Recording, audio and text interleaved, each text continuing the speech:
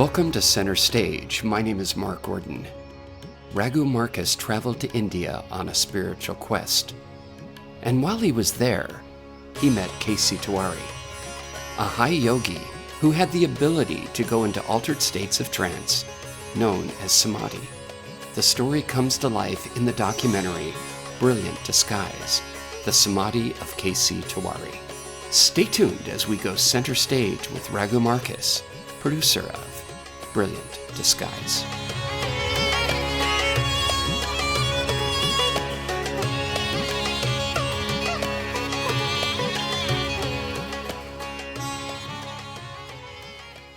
The experiences with this man, Tewari, who is one of our mentors when we went back with Ramdas to India to meet Neem Karoli Baba, the guru, in the early 70s. And we were introduced to him in a very strange way in that, because as we called him, Maharaji, Neem Karoli Baba, it's just an endearing name that many people are called in India, especially holy people. He, of course, had a great sense of humor, and we'd be sitting around in a room with this incredible-looking Indian man with this shocking white hair and a glint in his eyes. I mean, he really... I actually this morning read something in the New York Times about Robert Crumb. I don't know how many of you out there will remember Robert Crumb, the cartoonist. Oh my God, he did the Keep on Trucking, or no? Yeah. Well, his stuff was kind of pornographic. Yeah, some of it was just outrageous. Some of it was actually had a spiritual bent to it, and that was taken up by Mr. Natural. So Tewari was a little like Mr. Natural to us because he was so present in the moment. Anyhow, we'd be sitting around, and then suddenly Maharaj would be laughing, going, "What's wrong with him?" And we'd look over, and Tewari would be in like a stone statue without any pulse or breath, which, of course, we never had seen anything like that in our lives up to that point. And... we had read about it, I'd read Autobiography of a Yogi, which talks about, some of these incredible feats that these Himalayan yogis could do, and very miraculous. But then suddenly there we were, it was right in front of our face. And what's wrong with him? He'd say, well, I don't know, he looks like he's in deep samadhi. We learned that term. We had no idea what it meant. Very, very deep absorption into the divine presence is one way to put it. And so this happened all the time with this man. But we never really hung out with him in a way that we knew his background or any of that stuff until Neem Karoli Baba left, meaning until he died in 1973, in September, actually. And at that point, the night before he left to actually died in another place, because we were in the Himalayas with him, and he went down to the plains near Taj Mahal, actually, in a place called Vrindavan, and died there. And before he did that, he said to Tewari, "You take care of the Westerners." And from that day, then we started having a relationship with him, that we started to understand who he was, and what the extraordinary way in which he lived, both in this deep spiritual, and you wouldn't even call it a practice, because it was the most favorite thing for him to do, was to propitiate the deity and go into these states of consciousness where, God knows, we don't know where the hell he was. But that was like, for us, going by, I always use this analogy of going by a Haagen-Dazs ice cream store for the first time, and you get hooked on it, and you just keep veering into that store every time you go down the street. Well, that's what he did with being in these states of consciousness. That's what it meant to him. But at the same time, he had a family with 3 children. He was a headmaster of a boys' school up in this big town called Nainital up in the Himalaya. And he balanced all of that in a way that we had never seen anybody of course, we had never had this kind of an experience with somebody who could go in those states just starting there.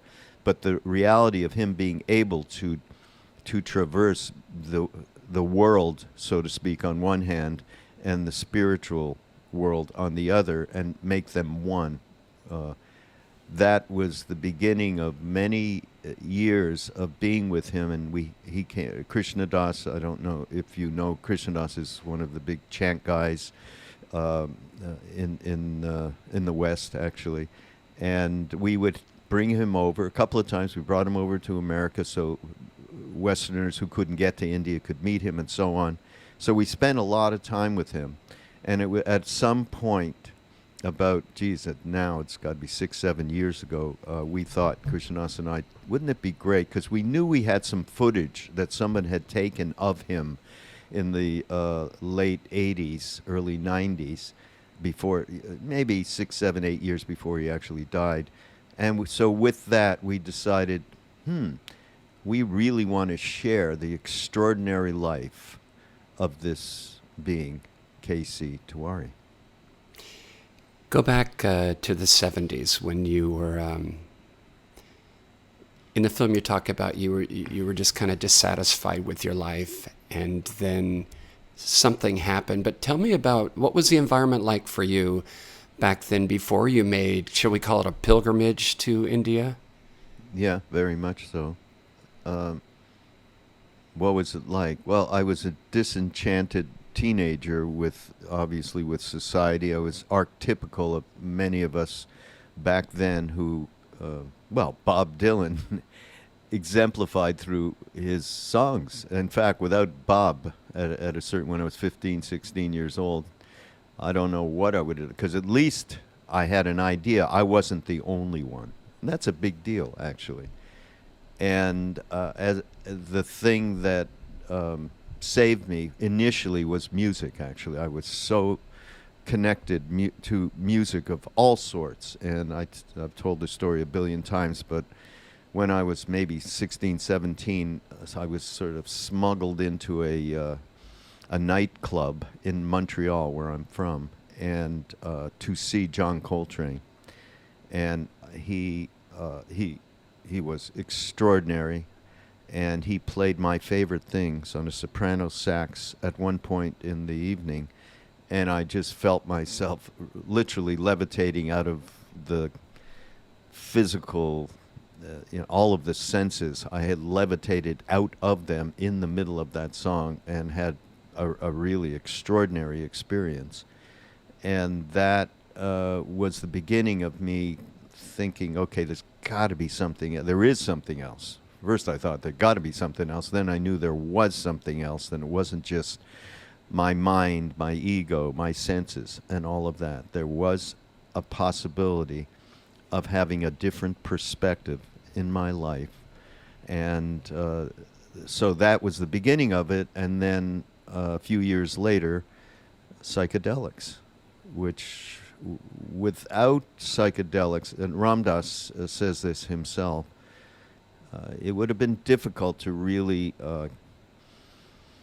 have any kind of understanding of what this being Neem Karoli Baba represented, which was beyond polarity, beyond me and we, and something that I had never experienced before with another person. And of course, acid gives you a taste of that. And so we were saved, as I said in the film. What was the experience like when you touched down in India and started to immerse yourself in that culture?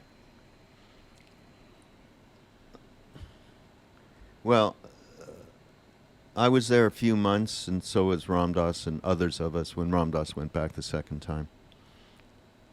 And Neem Karoli Baba just disappeared. He would disappear, meaning he would go places where nobody knew where he was, so we couldn't find him.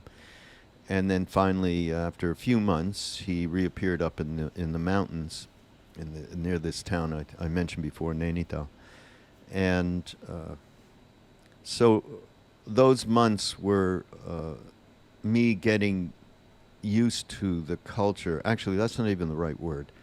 I remember at one point when I finally got up to the mountains after a few months of thinking, wow, I am more comfortable here than I have been anywhere in my life. So I just felt so connected to the land, to the people. Of course, it was quite a bit different then. I don't know how many more, millions of, hundreds of millions of people are there now. But still, even when I go back these days, and I go back often, obviously not in the pandemic, it still holds that promise for me of being able to completely relax, just relax into a spaciousness that obviously with work and everything, family and everything else that we have going here in America, and how fast it is here, and that was something that happened to me after a few months in India.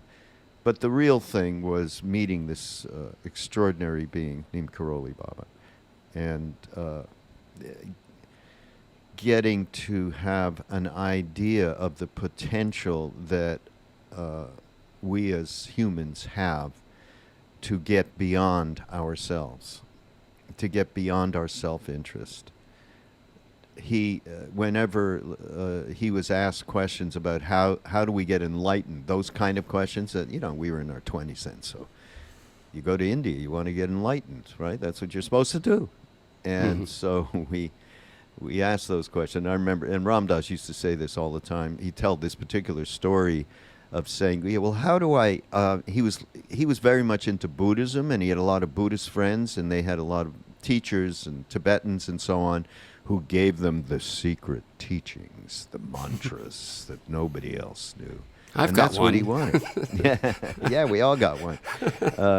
And that's what Ram Dass wanted. And Maharaji said to him, when he asked him, like, how do I raise my kundalini, or whatever the question might have been, he said, feed people.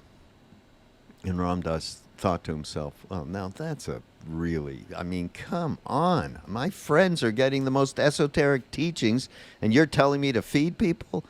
And so he put it another way. Well, wait, how can I get absorbed into states of, whatever he was thinking?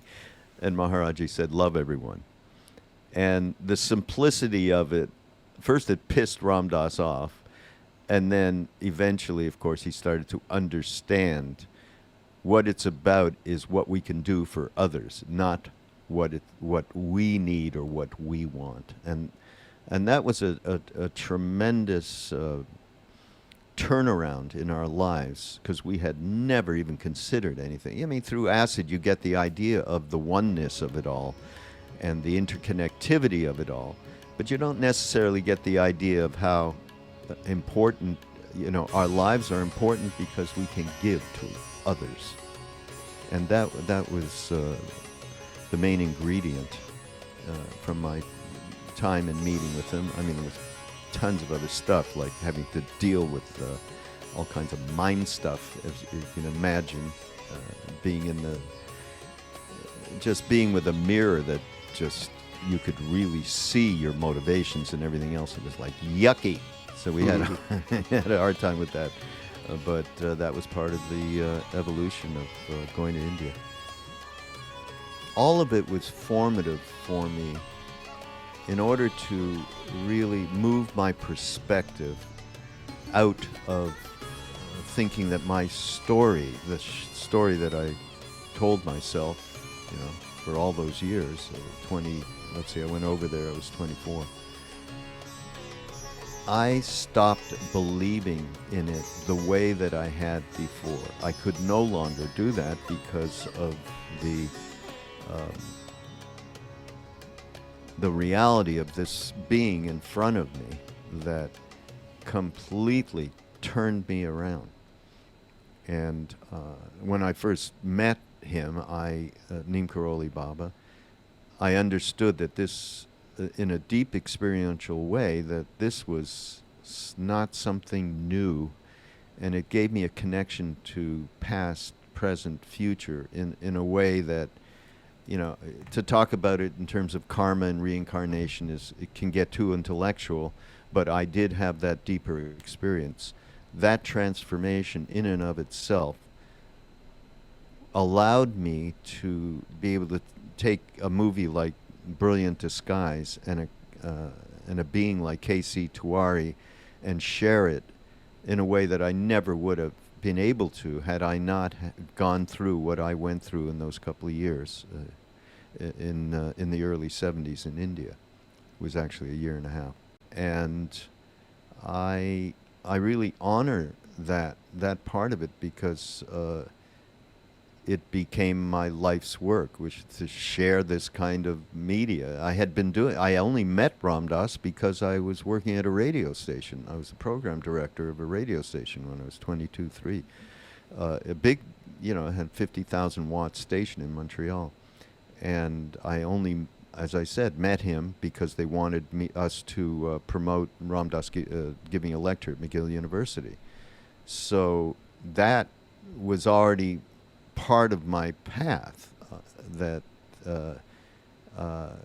became a much bigger dharma for me.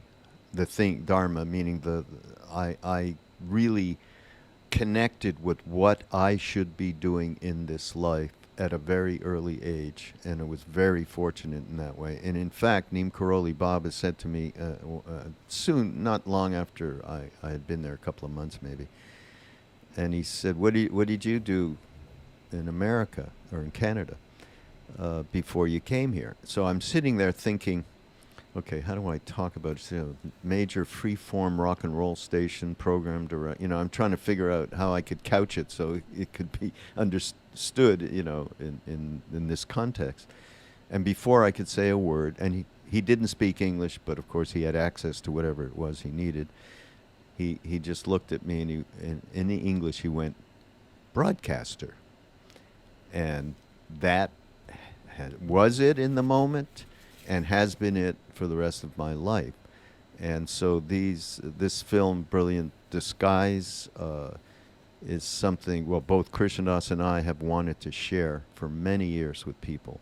You talked about the ego earlier, and it seems as if the ego can be the primary source of most human suffering. Mind, yes.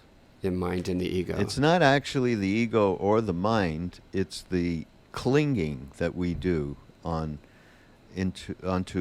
thoughts that we have, onto our story. The ego is not a good master, but it could be a good servant. We have to act in this world, and it's just a matter of attachment. If we are attached to those acts in a way that is so self-interested, the Buddhists have a great term. They call it self-cherishing. I love that term. You can see yourself sort of, kissing your own face in a mirror or something. This me. It's the Krishnadas talks about it as the movie of me. You wake up in the morning, you're the producer, the director, the protagonist, the writer, the photographer. You're everything 24/7, and that creates the kind of suffering that you're talking about. So we're going to continue to have thoughts. We're going to continue to operate from ego place, and it's just a matter of how the attachment clouds it, the clinging clouds it so much that you just keep operating as a self-interested machine. I was looking at some of the videos. You have a lot of stuff online, and I enjoyed you were speaking, and you're talking about your father, and how your father came to India, and at the time you didn't really get along with your father, and that seems a common theme because. I didn't really get along with my parents. They just had different political beliefs. And then you also talk about that notion of love. It's so hard to love when we feel unseen by our parents.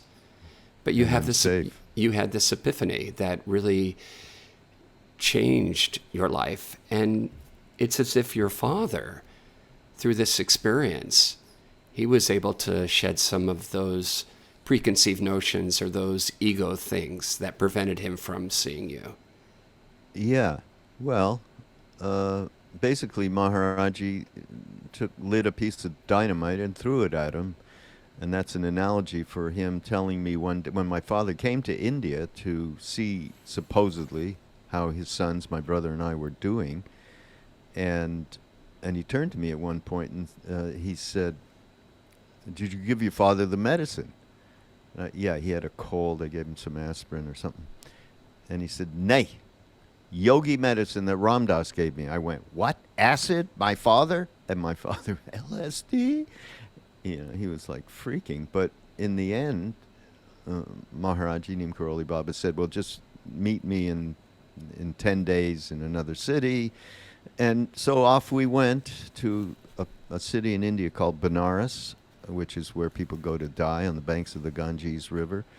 And sure enough, I found somebody with a hit of acid. He actually took it. This is a 50-odd-year-old, he's something from Mad Men, from that show. That was he even had the same Danish furniture kind of thing.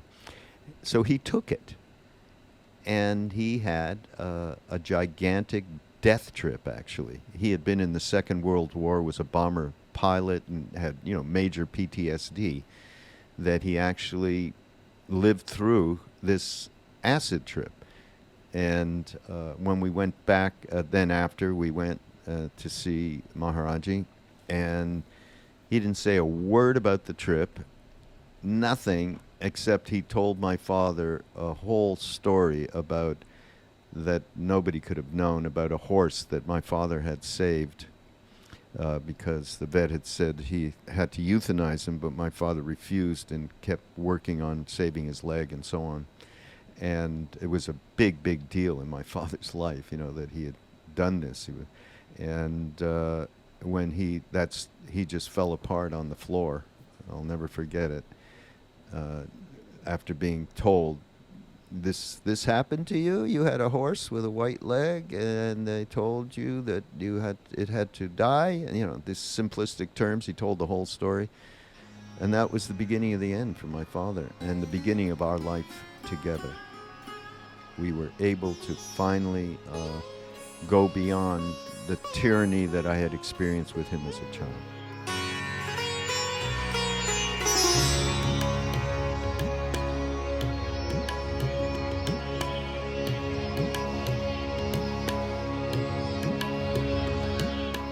If you'd like more information about the film, visit ramdas.org/Brilliant Disguise. Until next time, this is Mark Gordon, and I'll see you center stage.